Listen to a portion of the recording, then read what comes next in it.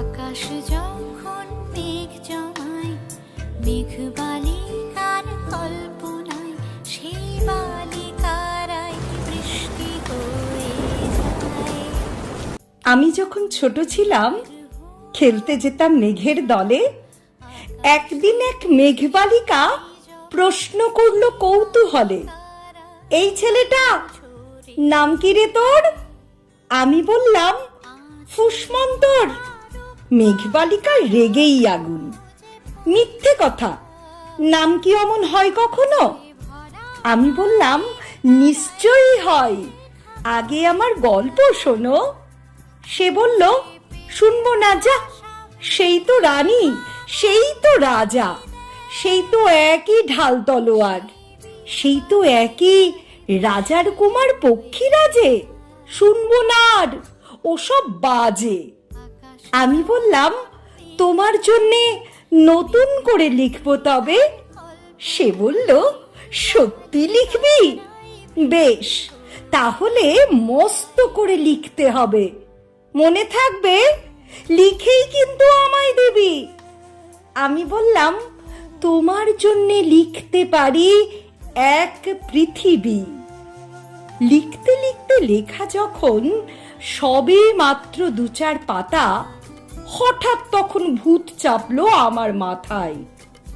খুঁজতে খুঁজতে চলে গেলাম ছোটবেলার মেঘের মাঠে। গিয়েই দেখি চেনা মুখ তো একটিও নেই এ তল্লাটে। একজনকে মনে হলো ওরই মধ্যে অন্য রকম। এগিয়ে গিয়ে বলি তাকেই, তুমি কি সেই মেঘবালিকা? তুমি কি সেই? সে বলেছে, মনে তো নেই, আমারও সব মনে তো নেই। আমি বললাম, তুমি আমায় লেখার কথা বলেছিলে। সে বলল, সঙ্গে আছে, ভাসিয়ে দাও গাঁয়ের ঝিলে। আর হ্যাঁ শোনো, এখন আমি মেঘ নই আর, সবাই এখন বৃষ্টি বলে ডাকে আমায়।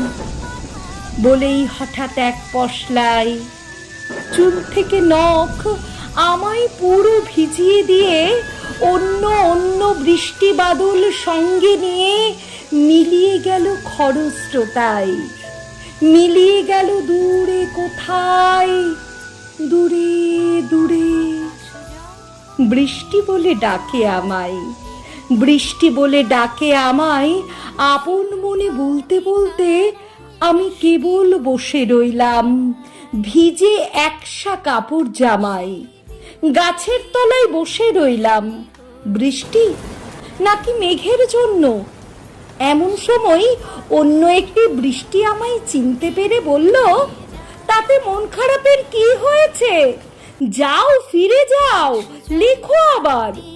এখন পুরো বর্ষা চলছে, তাই আমরা সবাই এখন নানান দেশে ভীষণ ব্যস্ত।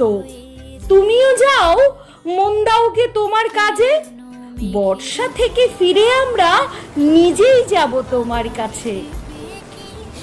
এক পৃথিবী লিখবো আমি, এক পৃথিবী লিখবো বলে ঘর ছেড়ে সেই বেরিয়ে গেলাম। ঘর ছেড়ে সেই ঘর বাঁধলাম গহন বনে, সঙ্গে শুধু কাগজ কলম। একাই থাকবো, একাই দুটো ফুটিয়ে খাবো, 2-1 মুঠো ধুলো বালি যখন যারা আসবে মনে, তাদের লিখবো, লিখেই যাব। এক পৃথিবীর 100 রকম স্বপ্ন দেখার সাধ্য থাকবে যেরূপ কথার, সেরূপ কথা আমার একার। ঘাড় গুঁজে দিন লিখতে লিখতে, ঘাড় গুঁজে রাত লিখতে লিখতে, মুছেছে দিন, মুছেছে রাত, যখন আমার লেখবার হাত অসাড় হলো। মনে পড়ল সাল কি তারিখ, বছর কি মাস, সেসব হিসেব আর ধরিনি। লেখার দিকে তাকিয়ে দেখি এক পৃথিবী লিখবো বলে একটা খাতাও শেষ করিনি। সঙ্গে সঙ্গে ঝমঝমিয়ে বৃষ্টি এলো খাতার উপর, আজীবনের লেখার উপর। বৃষ্টি এলো এই অরণ্যে, বাইরে তখন গাছের নিচে নাচছে ময়ূর আনন্দিত। এ গাছ ও গাছ উঠছে পাখি, বলছে পাখি এই অরণ্যে কবির জন্যে আমরা থাকি। বলছে ওরা কবির জন্যে আমরা কোথাও, আমরা কোথাও, আমরা কোথাও হার মানিনি।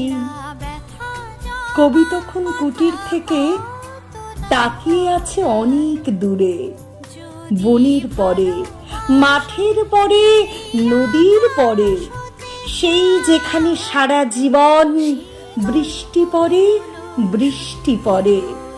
সেই যেখানে কেউ যায়নি, কেউ যায় না কোনো দিনই। আজ সে কবি দেখতে পাচ্ছে সেই দেশের সেই ঝর্ণা তলায় এদিক ওদিকে ছুটে বেড়ায় সোনাই মোরা মেঘ হরিণী, কিশোর বেলার সেই হরিণী।